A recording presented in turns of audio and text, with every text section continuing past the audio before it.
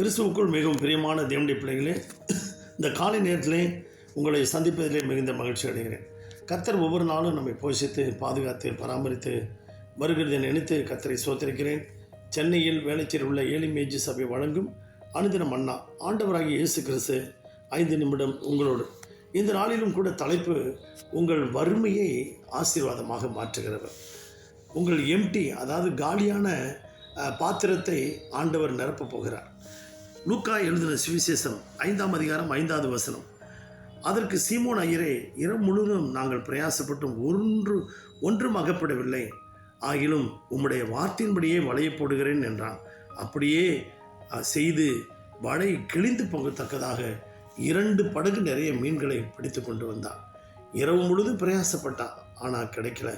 ஆனால் ஆண்டவருடைய வார்த்தையின்படியே வலை போட்டான். ஏனென்றால் வார்த்தையால் உலகத்தை படைத்தவர், வார்த்தையின்படியே இந்த உலகத்துக்கு வந்தவர், வார்த்தையாக மாம்சமாகி நம்முடைய இருதயத்திலே வாசம் பண்ணுகிற தேவன்.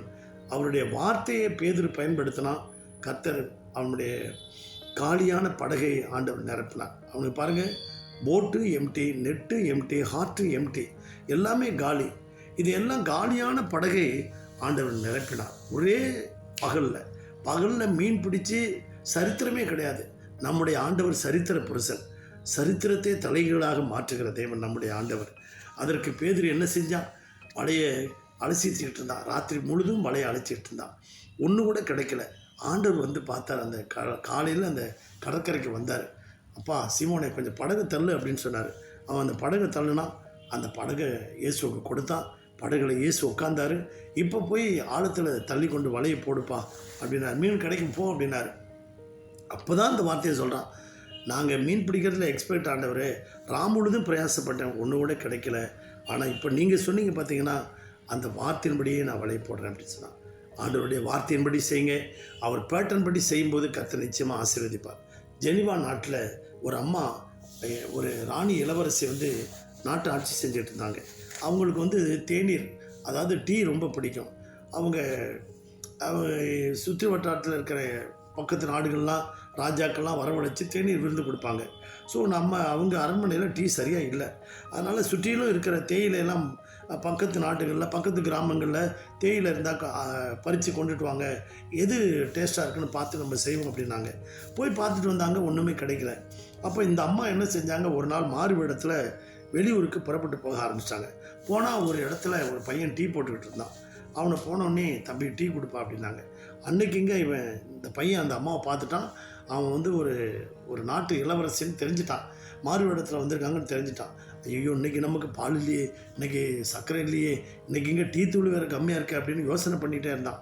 சரிம்மா, கொஞ்ச நேரம் இருங்க, நான் டீ போட்டு கொண்டுறேன்ட்டு ஆண்டவர் தோட்டத்துக்கு போனான்.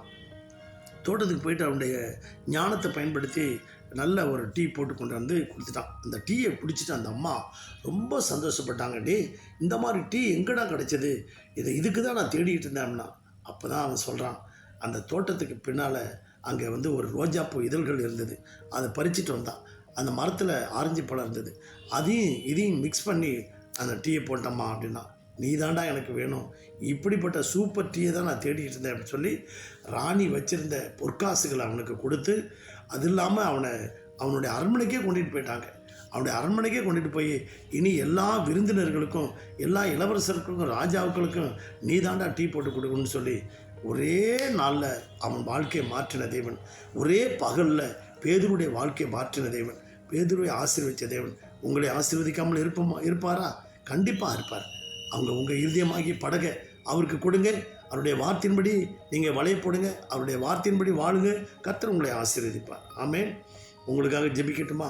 பரலோக பிதாவே, இந்த சத்தத்தை கேட்டுக்கொண்டிருக்க ஒவ்வொரு பிள்ளைகளுடைய வாழ்க்கையில் எவ்வளோ பேர் தோல்வியோடு, ஏமாற்றத்தோடு, வறுமையோடு இருக்காங்கப்பா. அந்த கண்ணீர் நிறைந்த வாழ்க்கையெல்லாம் ஆசீர்வாதமாக மாற்றுங்க சுவாமி. அவனுக்கு போட்டும் எம்டி ஆகிடுச்சு, நெட்டும் எம்டி ஆகிடுச்சு, ஹார்ட்டும் எம்டி ஆகிடுச்சு. அப்படி காலியான படகு நிரப்பின தேவன், காலியான பாத்திரங்களை நிரப்பி பிள்ளைகளெல்லாம் ஆசீர்வதிங்க. எந்த வியாதி பலவீனம் அணுகாதபடி பாதுகாத்து கொள்ளுங்கள். இந்த மழை, புயல், பனி காலத்தில் எதுவும் அவர்களை சேதப்படுத்தாதபடி காத்துக்கொள்ளுங்கள். ஒவ்வொரு குடும்பத்தின் மேலும் ரத்தத்தை தெளிக்கிறோம், வேலி அடைத்து பாதுகாத்து கொள்ளுங்கள். இந்த நாள் வேலை, வருமானம், பிள்ளைகளுடைய படிப்பு, தொழில் எல்லாவற்றையும் ஆசீர்வதியும். கிருபையினாலே காத்துக்கொள்ளும். இயேசுவின் நாமத்தில் வேண்டிக் கொள்கிறோம் நல்ல பிதாவே. ஆமென்.